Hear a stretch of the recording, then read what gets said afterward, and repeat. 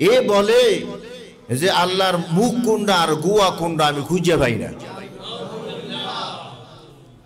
কেমন লাগছে ভাষাটা? এই ভাষা যদি কোনো মানুষকে বলে যে তোমার মুখ আর গোয়া সমান, গোয়া বোঝেন তো, কোনো মানুষকে যদি বলে তোমার মুখ আর গোয়া সমান, এ থাপ্পড় দিয়ে দাঁত ফালাই দেব না? এটা তুই আমার কি কথাটা বললি? আর আমাদের স্রষ্টা, আমাদের রব আল্লাহ সম্পর্কে তার ধারণা যে আল্লাহর গোয়া আর মুখ আমি খুঁজে পাই না। জোরে কান্না হচ্ছে। হে নাস্তিকের বাচ্চা নাস্তিক, কোরআনকে ব্যঙ্গ করে আয় আর কয় আমরা বাউলেরা গান গাই আর নাচি, এমনি এমনি নাচিনি, খোদাই কো নাচতে কইছে। খোদাই নাচতে কইছে। দলিল কুল আউযু বিরাব্বিন নাস মালিকিন নাস ইলাহিন নাস মিন শারিল ওয়াসওয়াসিল খান্নাস আল্লাযী ইউওয়াসওয়িসু ফি সুদুরিন নাস মিনাল জিন্নাতি ওয়ান নাস। সব জায়গায় খোদা নাচতে কইছে, নাচার কথা বেশি কইছে, এই জন্য জনমের নাচা নাচে। বেরেনে কি ধরছে? পছন্দ ধরছে। বেরেনে কি ধরছে? পছন্দ ধরছে। আবার এই সূরাটা যে কি ব্যঙ্গ করিয়া পড়ে, আমি আজকে শুনছি যে হুজুরেরা যে ফালাফালি করে আসলে কিনা, ওর মুখে শুনি খুব ব্যঙ্গ করে এই সূরাটা পড়ছে। আমরা তো পারবো না, আমাদের ইমান নিয়ে টান দিব। আল্লাহ আল্লাহ। এই বাউলদেরকে আমরা ওলি বলি, ওলি। এই বাউলদের মসজিদ নাই, মাদ্রাসা নাই, এরা ঈদগাহে যায় না, এরা নামাজ পড়ে না, মরলে এদের গোসল নাই, জানাজাও নাই, এদের কবরও নেই, এরা কিছুই বিশ্বাস করে না। তার মানে কি? এরা নাস্তিক। হিন্দুরা বিশ্বাস করলে মরলে যদি আগুন দিয়ে পুড়িয়ে দেওয়া যায় তাহলে সে স্বর্গে যাবে। এটা হিন্দুদের ধারণা, যদিও ভ্রান্ত ধারণা। হিন্দুদের ধারণা কি? মরলে লাশকে পোড়াইয়ে দাও, তাহলে এই লাশ কোথায় যাইব? স্বর্গে যাইবে। এটা ওদের একটা ধারণা। ইহুদিরাও কবর দেয়, খ্রিস্টানরাও কবর দেয়, যদিও পদ্ধতি ভিন্ন। আমরা মুসলমানরাও মরার পরে গোসল দেয়, জানাজা দেয়, কাপন পরায়, এবার কবর দেয়। সর্বোত্তম পদ্ধতি আমরা মুসলমানরা গ্রহণ করি, ঠিক কিনা বলেন? কিন্তু ওদের গোসলও নাই, ওদের কাপনও নাই, ওদের দাপনও নাই, ওদের আগুনে জ্বালানো নাই। তার মানে কি? ওরা হিন্দু না, বৌদ্ধ না, খ্রিস্টানও না, ওরা নাস্তিক। ওদের কালেমাও আলাদা, ওদের কালেমা আলাদা। ওদের কালেমা কি? লা ইলাহা ইল্লাল্লাহ লালুন রাসূলুল্লাহ। নাউজুবিল্লাহ। দুইজন কইছেন কামিয়া। যেই কাদিয়ানির ব্যাপারে যুগ যুগ ধরে আলেম ওলামারা সংগ্রাম চালায় যাইতেছে যে কাদিয়ানি কাফের, কাদিয়ানি কাফের, কাদিয়ানি কাফের। তা কাদিয়ানি কাফের কেন? কাদিয়ানির তো মসজিদ আছে, ওদের তো আজান আছে, ওদের জামাত আছে, ওদের নামাজ আছে, ওদের হজ আছে, যাকাত আছে, সব ইবাদত আছে। শুধু একটা মুসলমানের সাথে মিলে না। কোনটা? মা কানা মুহাম্মাদুন আবা আহাদিম মির রিজালিকুম ওয়ালাকিন রাসূলুল্লাহি ওয়া খাতাবান নবিয়্যিন। নবীকে শুধু শেষ নবী মানে না। কি মানে না? কাদিয়ানিরা শুধু নবীকে শেষ নবী মানে না, আল্লাহকে মানে। মানে কি না? নামাজ, রোজা, হজ, যাকাত সব কিছু মানে, শুধু নবীকে শেষ নবী মানে না। নবীকে নবী মানে, কিন্তু শেষ নবী মানে না।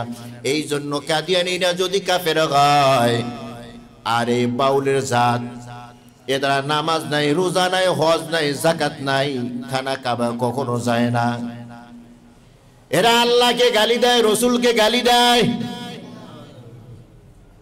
তাহলে এরা আল্লাহর ওলি কেমনে হয়? এদেরকে সুফি কেমনে বলা হয়? এরা বলে সবার উপরে, এরা ওলিকুল শিরোমণি, এরা সবার উপরে। উপরে মানে এদের কাজ বলছি কি? এদের কাজ যৌনাচার। এদের আসল কাজ কি? যৌনাচার, নারী ভোগ করা, এটা হলো এদের মূল কাজ। এরা হলো আল্লাহর। তো আল্লাহ তো বিশ্বাস করে না। যে আল্লাহকে গালি দেয় সে আল্লাহরে বিশ্বাস করেনি। যে বলে আল্লাহর গুহা কোনটা আর মুখ কোনটা রে আমি খুঁজে পাই না, সে কি আল্লাহরে বিশ্বাস করে? তাহলে সে নাস্তিক। সে কি নাস্তিক? আমাদের দাবি থাকবে যে এদেরকে উচিত বিচার করতে হবে জনসম্মুখে। 95% মুসলমানের দেশের ভিতরে এই নাস্তিকতা চলবে না। আর যেই আল্লাহর আলো বাতাস, যেই আল্লাহর অক্সিজেন ভোগ করিয়া আল্লাহকে গালি দাও, এই নাস্তিক বাংলার জমিনে অন্তত থাকতে পারবে না। কথাকান ঠিক কি না? এতটুক ইমানি দাবি যার থাকবে না সেও মুসলমানের কাতারে পড়বে না। আমার বাবাকে নিয়ে কেউ গালি দিলে আমার ততটা জ্বলে না। কথা কয় না? মাকে নিয়ে গালি দিলে ততটা জ্বলে না, ছেলেকে নিয়ে বিবিকে নিয়ে গালি দিলে ততটা আমার জ্বলে না, যতটা জ্বলে আমার মাওলাকে নিয়ে গালি দিলে। কারণ আমার বিবি, আমার ছেলে, আমার মেয়ে, আমার মা বাবা, আত্মীয় স্বজন, অর্থ সম্পদ, ব্যবসা বাণিজ্য সবচেয়ে বেশি ভালোবাসি কাকে? কাকে? আল্লাহকে। সেই আল্লাহর বিরুদ্ধে যে কথা বলে তার সাথে আমাদের বিন্দুমাত্র সম্পর্ক।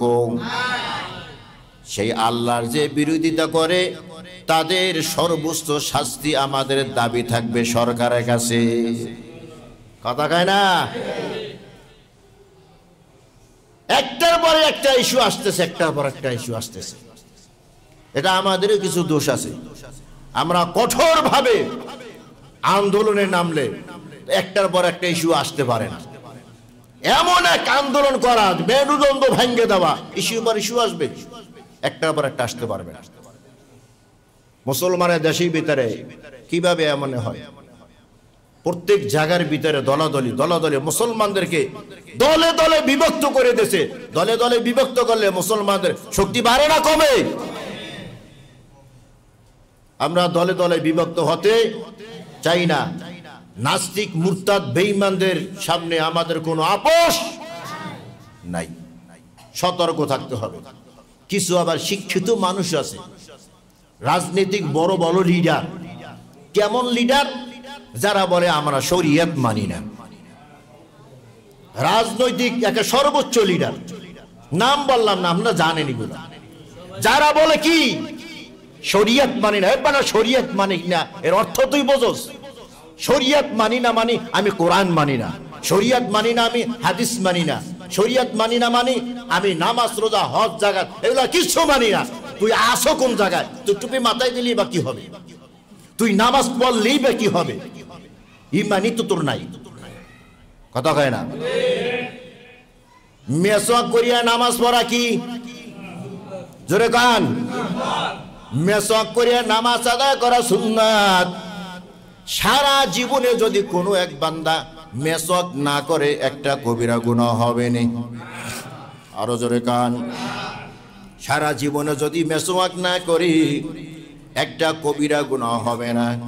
কবিরা গুনাহ তো দূরের কথা, একটা সগীরা গুনাহ আমলনামায় লেখা হবে না।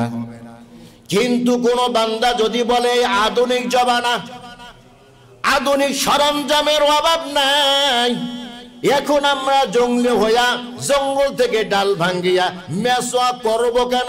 এটা তো জঙ্গলি স্বভাব। এই কথাটা বলার সাথে সাথে ইসলামের গণ্ডি থেকে এসে বের হয়ে গেছে। সারা জীবন মেসওয়াক করে নাই, কোনো গুনাহ নাই, তাকে নিয়ে কেউ সমালোচনাও করতে পারবে না। আমি মেসওয়াক করি না কিন্তু আমি ব্রাশ করি, দাঁত পরিষ্কার করি, আমার গুনাহ হবে না। তবে মেসওয়াক করা যে সুন্নাত, সুন্নতের যে একটা ফজিলত, ওই ফজিলতটা হয়তো বা আমি পাবো না। কিন্তু আমার বিন্দু মাত্র গুনাহগার হবে না, আমার আমলনামার ভিতরে গুনাহ লেখা হবে না। আমাকে নিয়ে কেউ তিরস্কারও করতে পারবে না, যে করবেও তার গুনাহ হবে। কিন্তু আমি যদি এটাকে জঙ্গলি স্বভাব মনে করি, জঙ্গলিরা গাছের ডালপালা ভেঙ্গে দাঁত মাজবে, দাঁত পরিষ্কার করবে, আমরা এই আধুনিক জমানায় এসে জঙ্গল থেকে ডাল ভেঙ্গে কেন আমরা মেসওয়াক করব? কথাটা বলার সাথে সাথে মুসলমানি দপ্তর থেকে তার নামটা কাটা। কথা কয় না? এক আল্লাহর বান্দা নামাজ পড়ে না, কখনো সে মসজিদে আসে না, আমাদের মাযহাবের ভিতরে তাকে মুসলমান বলা হয়, অন্য মাযহাবে তাকে মুসলমান বলে না। আমাদের মাযহাব হানিফি মাযহাব, এই মাযহাবে বেনামাজিকেও মুসলমান বলে, কিন্তু শাফি মাযহাবে যারা নামাজ পড়ে না তাদেরকে মুসলমান বলে না। তাদের দলিল হলো বাইনাল আবদি ওয়া বাইনাল কুফরি তারকুস সালাত। মুসলমান আর বেঈমানের ভিতরে পার্থক্য হলো নামাজ। পাকিস্তানের এক উস্তাদ ছাত্রকে ডাকছে, আয় দেখে তোর যে এত বছর পড়াইলাম, দেখি তুই কি বুঝছস, তোরা আমি প্রশ্ন করি। তো ছাত্র বলে, জি উস্তাদ প্রশ্ন করেন। কারণ উস্তাদ যদি বিজ্ঞ হয়, ছাত্র উস্তাদ লড়র বড়র হইলে ছাত্র এই মার্কাই হয়। বলেন হুজুর কি প্রশ্ন করবেন? উস্তাদ প্রশ্ন করে, বল কার উপরে নামাজ নাই? কি কার উপরে নামাজ নাই?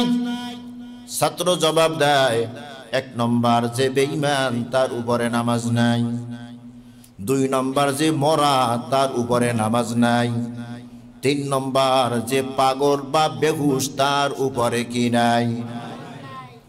এক নম্বর যে বেঈমান তার উপরে। হিন্দু বৌদ্ধ খ্রিস্টান ইহুদি নাসারা আসরিয়াদের ভিতরে নামাজ, বেঈমানদের কি নাই? নামাজ নাই। দুই নম্বরে যেটা মরা তার কি নাই? মরা মানুষে নামাজ পড়েনি। তিন নম্বর যে পাগল বা বেহুশ তার উপরে কি নাই? ওস্তাদ খুশি হয়ে বলে, হ্যাঁ এতদিন যা পড়াইছি আমার পড়ানোটা সার্থক হয়েছে, তুই আমার পড়াগুলা ভালো করে বুঝ। এবার আপনারা জবাব দেন, যে নামাজ পড়ে না সে মুসলমান দাবি করতে পারে? যে নামাজ পড়ে না সে জিন্দা না মরা? কথা কয় না? জিন্দা থাকতেও সে মরা, কারণ নামাজ তার ভিতরে নাই। যার ভিতরে নামাজ নাই সে পাগল নাকি বেহুশ না ভালো মানুষ? তার ব্রেন ঠিক আছে নি? হ্যাঁ, পাগলের যেমন নামাজ নাই, বেটা তুই নামাজ পড়ো না, তুই আরেকটা পাগল। বেহুশ মানুষের জন্য কোনো হুশ নাই, বেটা তুই নামাজ পড়ো না, তুই আরেকটা বেহুশ। কথা হয় না? বেনামাজির যেমন নামাজ নাই, বেটা তুই নামাজ পড়স না, তুইও মরা। মানুষের যেমন নামাজ নাই, তুই নামাজ পড়স না, তুইও মরা। হাঁটতেছো, খাইতেছো, চলতেছো সব ঠিক আছে, এরপরও তুই মরা, কারণ মরা মানুষের কি নাই? মরা মানুষের নামাজ নাই, তুই নামাজ পড় না, তুইও মরা। মুসলমান দাবি করতে পারবি না।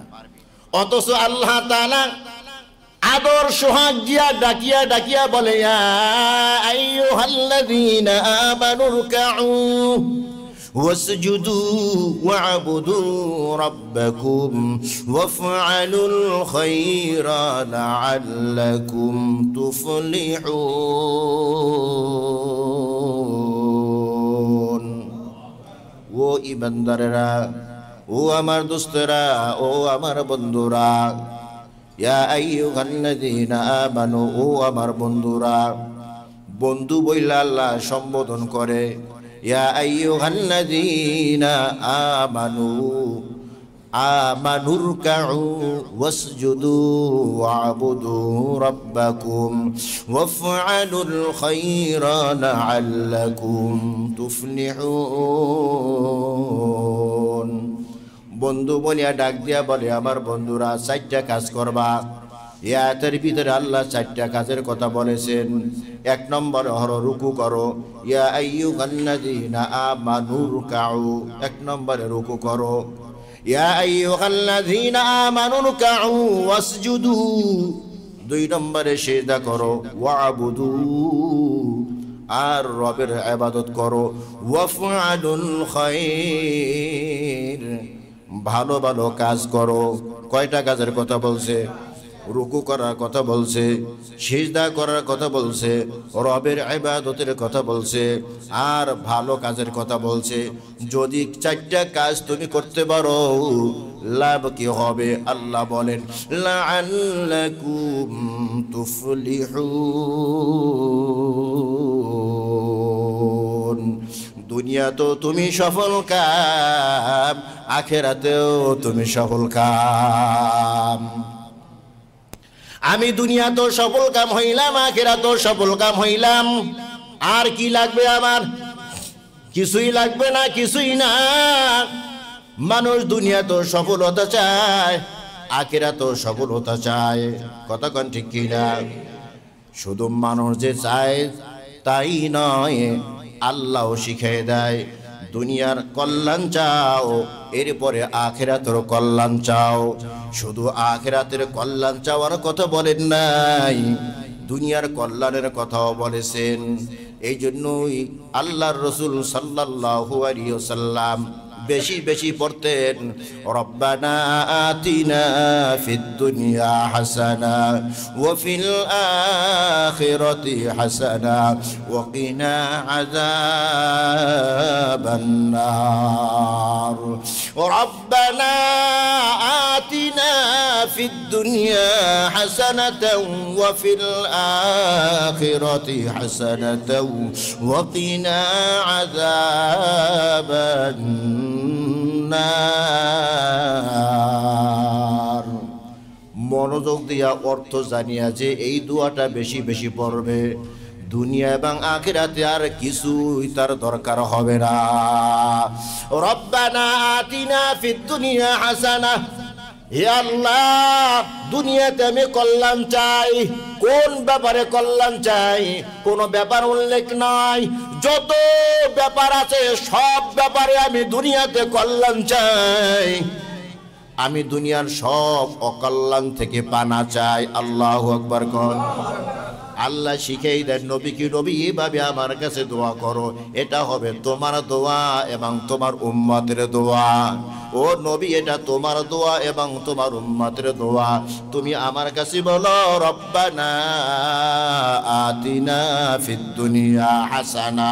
ইয়া আল্লাহ, দুনিয়ার সব ব্যাপারে আমাকে হাসানা দাও, আমাকে কল্যাণ দাও। সব রকমের অকল্যাণ থেকে আমি তোমার কাছে পানা চাই। ওয়া ফিল আখিরাতি হাসানা। আর আখিরাতেও আমি হাসানা চাই, কল্যাণ চাই। আখিরাতের সব কল্যাণ অকল্যাণ থেকে আমি পানা চাই। আখিরাতের প্রথম ঘাটির নাম হলো কবর। এই কবরের অকল্যাণ থেকে আমি তোমার কাছে পানা চাই। হাসরের অকল্যাণ থেকে আমি তোমার কাছে পানা চাই। পুলসিরাতের অকল্যাণ থেকে আমি তোমার কাছে পানা চাই। মিজানের অকল্যাণ থেকে আমি তোমার কাছে পানা চাই। আখিরাতে যত ঘাটি আছে সব ঘাটিতে আমি কল্যাণ চাই। সব ঘাটির অকল্যাণ থেকে আমি তোমার কাছে পানা চাই। ওয়াকিনা আযাবান নার।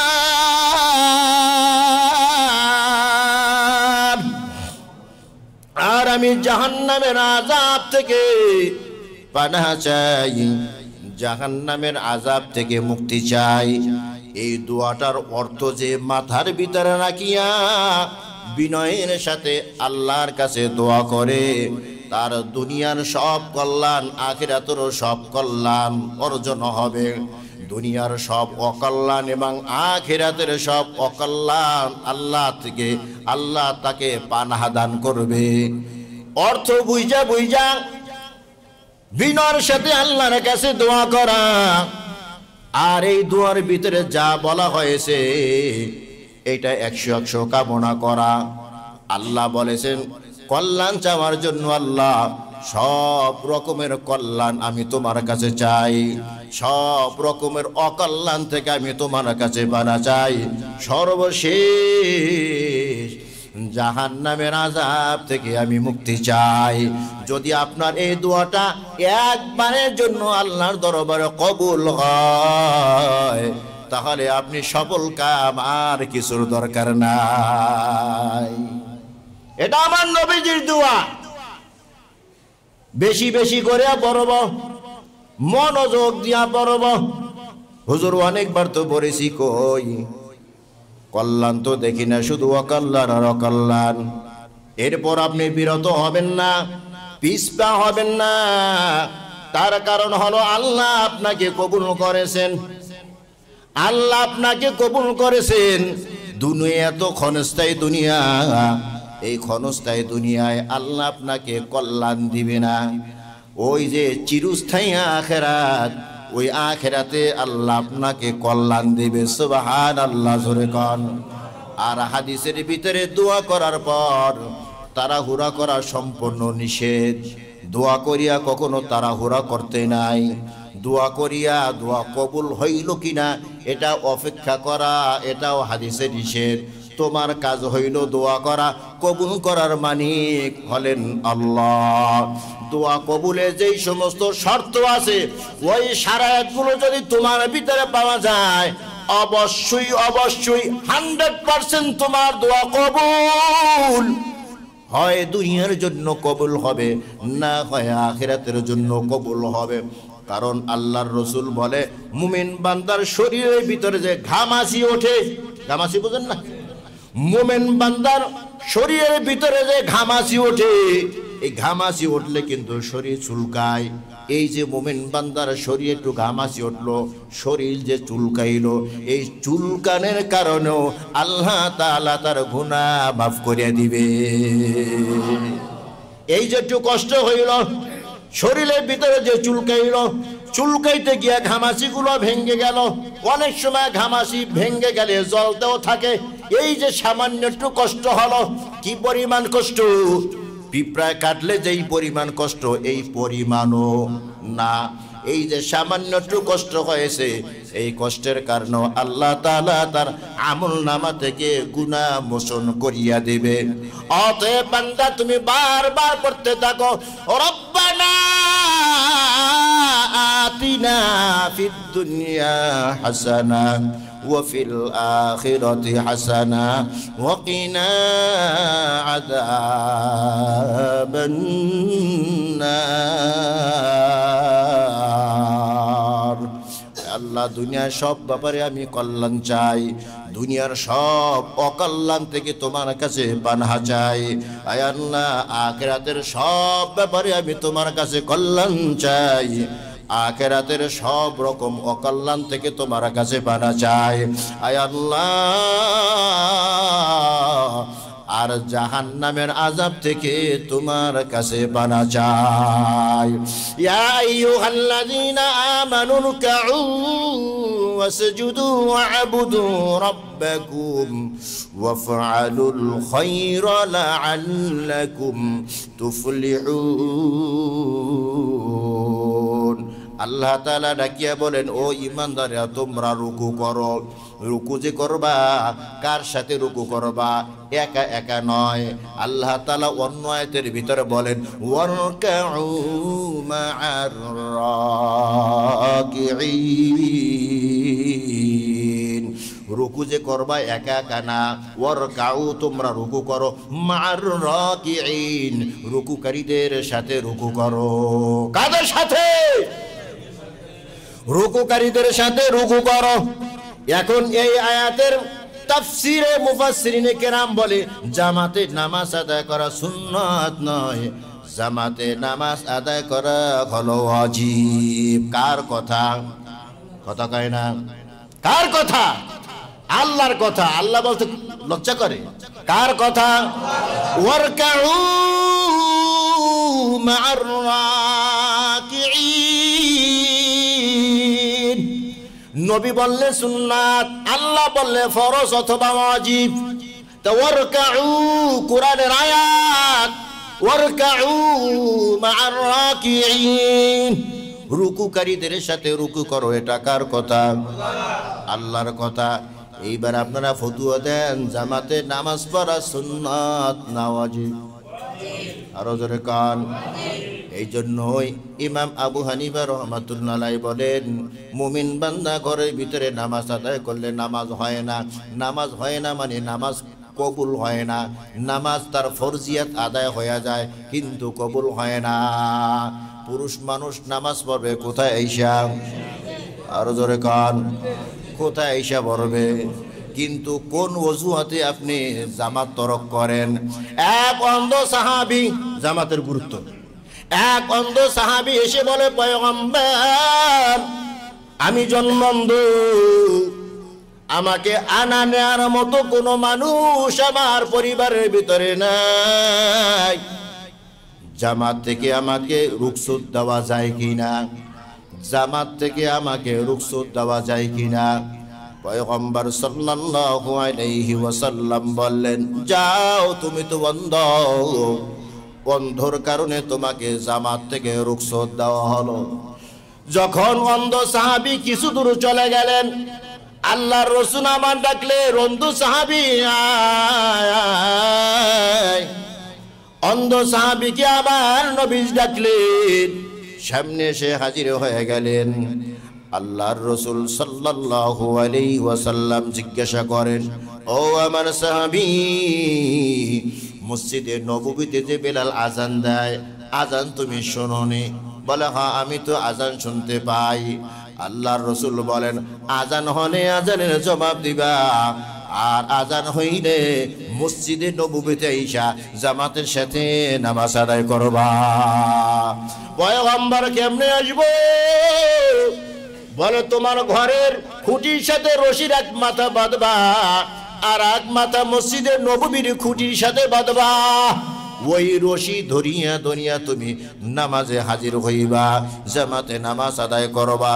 একজন অন্ধ সাহাবীকে জামাত থেকে রুখসত দেওয়া হয় নাই, আর তুমি সলিমতি কলিমতি কত ফতুয়া তুমি বের করো।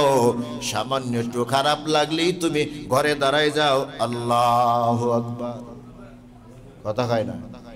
হ্যাঁ, এই ওয়াজত হয়তো ইমাম সাহেবের বুঝ দিতে পারবা, এই অজুহাত দিয়া হয়তো বন্ধু বান্ধব মুসল্লিদেরকে বুঝ দিতে পারবা, কিন্তু আল্লাহর রাসূলকে বুঝ দেওয়া যাবে না, আল্লাহ তাআলাকে বুঝ দেওয়া যাবে না। কথা কান ঠিক কি না? যদি তুমি আল্লাহকে বুঝ দিতে চাও, আল্লাহ না করুক, অন্ধ সাহাবীকে যদি তোমার সামনে দাঁড় করিয়ে দেওয়া হয়, অন্ধ সাহাবী আইসা কেমনে জামাতের সাথে 5 ওয়াক্ত নামাজ আদায় করেছে, অন্ধ হইয়া নামাজ আদায় করেছে, বল তোর কি সমস্যা ছিল? তুই কি চোখে দেখো নাই? তোর তো চোখ ছিল, চোখ থাকতে তুই কেন জামাতের সাথে নামাজ আদায় করলি না? কি জবাবটা তখন দিবেন? আপনারা তখন বড় গলা বলবেন, জামাতের প্রশ্ন করবে কখন? আজান তো হইয়া যায়, আমরা তো ক্যারাম বোর্ড খেলা নিয়ে ব্যস্ত থাকি। কথা কয় না? বানাই কইছি না? আজান হয়, ওই আজান তো আমাদের কানে ঢোকে না কেন? শয়তানে আমাদের কানের ভিতরে প্রস্রাব করে দিছে। এই যে বদনাম এখন শুরু হইব, শয়তান তো কানের ভিতরে প্রস্রাব করে দিয়েছে, এই জন্য আজানের শব্দ কানের ভিতরে ঢোকে নাই। তুমি যদি মুসলমান হইয়া থাকো, আজানের শব্দ শুনিয়ে আমার ক্যারাম বোর্ড খেলো কখন? কিভাবে তুমি ক্যারাম বোর্ডের গুটিটা হাতে নাও? তুমি কেমন মুসলমান? কথা কয় না? কষ্ট পাইছেন নি? যারা কষ্ট পায় না, যারা জামাতে হয় এরা কষ্ট পায় না, যারা আসে না এতে দেখেন জ্বলতে আছে ভিতরে, কত আশা বাড়ছে, এখন সাজবে। কথা কয় না? আমার স্বার্থ কি তুমি নামাজে না আইলে? আমার ক্ষতি? কথা কয় না? তুমি জামাতে না আসলে আমার ক্ষতি। কার ক্ষতি? তোমার ক্ষতি। তোমার ক্ষতি। আমি চিল্লাই কেন? তুমি তো আমার ভাই, তুমি তো অন্ধ। কূপ তুমি দেখো না, গর্ত তুমি দেখো না, পুকুর দেখো না। ছোট মানুষ তো তুমি এখনো শিশু, যে নামাজ বোঝে না সে এখনো শিশু। ছোট বাচ্চা পুকুরের পারে বসে বসে খেলতেছে, আপনি ছোট বাচ্চাকে চেনেন না, বাচ্চার বয়স 2-3 বছর। আপনি ছোট বাচ্চাকে চেনেন না কার ছেলে কার মেয়ে। যদি আপনার বিবেক ঠিক থাকে, বলেন এই পুকুরে পারে বাচ্চাটা রাইকে আপনি যাইবেন নি? কেন যাইবেন না? যে কোনো মুহূর্তে বাচ্চাটা পুকুরে পইরা যাইতে পারে। বাচ্চা যেহেতু সাঁতার জানে না, পুকুরে পড়ার সাথে সাথে পানির নিচে চলে যাবে, পানির নিচে যাওয়ার সাথে সাথে সে দুনিয়া হতে বিদায় হয়ে যাবে। বিবেকমান মানুষ যদি আপনি হইয়া থাকেন, যদি মোটামুটি একটু জ্ঞান আপনার ভিতরে থাইকে থাকে, ওই বাচ্চা আপনি নিতে চাইবেন, বাচ্চা চিৎকার দেবে, আপনি বাচ্চাকে ছাড়বেন না। ওই বাচ্চা নিতে গিয়া আপনার হাতের ভিতরে কামড় দিবে, এর বড় বাচ্চাকে ছাড়বেন না। চিল্লা ডাক দিয়া বলবেন, কার বাচ্চা পুকুরে পারে বসে আছে, যে কোনো মুহূর্তে পুকুরে পইরা যাইতে পারে। কতক্ষণ ঠিক কিনা? কামড় খাওয়ার পরও বাচ্চাকে রেখে যাবেন না, বাচ্চা চিৎকার দেওয়ার পরও বাচ্চাকে আপনি রেখে যাবেন না। কারণ আপনি জানেন এই বাচ্চা যদি পুকুরে পড়িয়া যায়, নিশ্চিত সে দুনিয়া হতে বিদায় হয়ে যাবে। কেন ইমাম সাহেব চিল্লায়? কেন নামাজি মানুষ তোমার ব্যাপার চিল্লায়? চিল্লায় এই জন্য, তুমি তো বেনামাজি হইয়া জাহান্নামে হইয়া যাইতেছো। কারণ তোমাকে যখন প্রশ্ন করা হবে, আল্লাহ প্রশ্ন করবে, মা সালাকাকুম ফি সাকার, কেন জাহান্নামে আসছো? গত জুমায় বলেছিলাম, জবাব তুমি দিবা।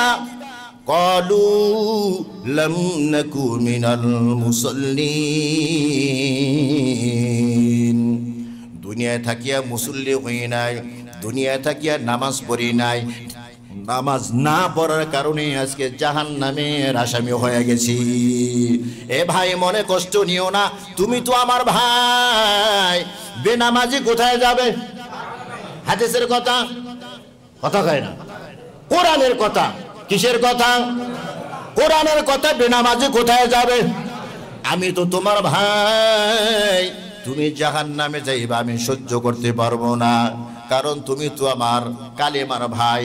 আল্লাহ তাআলা তোমাকে আমাকে ভাই বানাই দিয়েছে।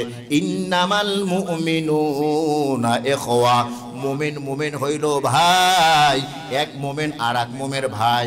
আমার ভাই জাহান্নামে গেলে আমি সহ্য করতে পারবো না, আমার জোরের ভাই বিপদে পড়লে আমি সহ্য করতে পারবো না। তুমি যদিও আমার রক্তের বন্ধনে ভাই না, তবে কালেমার বন্ধনে তো তুমি আমার ভাই। কথা কয় না?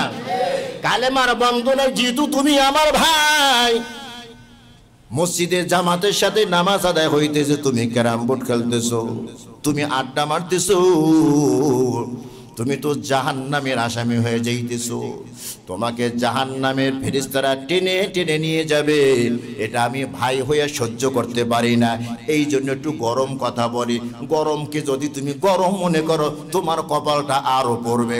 আর যদি মনে করো না, হুজুরি আমার শত্রু না, হুজুর আমার বন্ধু, আমি তো বুঝি নাই, না বোঝার কারণে আমি ঘুমেছিলাম, সজাগ করে দিছে, এখন আমি আর নামাজ ছাড়বো না, তাহলে কপাল তোমার ভালো হবে না খারাপ।